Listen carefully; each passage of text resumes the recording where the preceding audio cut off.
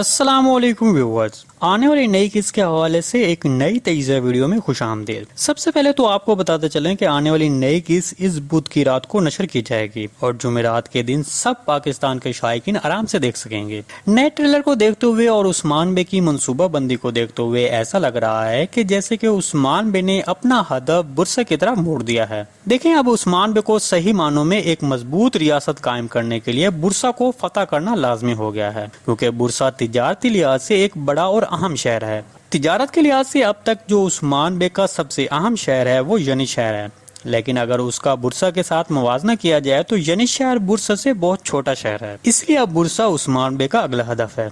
मेरे तजज़िये के मुताबिक 7वें सीजन का ज्यादातर हिस्सा इस बुरसा की कहानी के गिर्द घूमता रहेगा, मतलब उसके मुहासरे की कहानी दिखाई जाएगी और फिर 7वें सीजन के आखिर में बुरसा को फतह कर लिया जाएगा।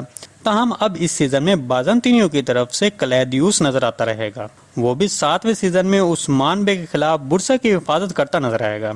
लेकिन इसके बाद कुछ तरकीब जरा ये भी बता रहे हैं कि 7वें सीजन में शहनशाह एंद्रोनिकोस एक और अपने बाएतमाद कमांडर को बुरसा की हिफाजत के लिए मामूर करेगा और इस वजह से मेरे तजज़िये के मुताबिक कलैदियूस इस सीजन के आखिर में उस्मान बे के हाथों मारा जाएगा। ताहम उसके बाद उस्मान बे बुरसा को फतह करने से पहले उसके इर्द गिर्द के किले फतह करेगा और फिर बुरसा का मुहासरा शुरू कर देगा। जी दोस्तों, आज की वीडियो बस यहीं तक थी। उम्मीद है आपको पसंद आई होगी। अगर हमारी वीडियो आप तक बर वक्त नहीं पहुंच रही तो हमारे चैनल को सब्सक्राइब कर लें और बेल आइकन लाजमी प्रेस कर लें ताकि हर आने वाली नई वीडियो की नोटिफिकेशन आप तक बर वक्त पहुंचता रहे। वीडियो अच्छी लगी तो इसको लाइक शेयर कर दें। मिलते हैं किसी नई वीडियो के साथ, अब तक के लिए अल्लाह हाफिज।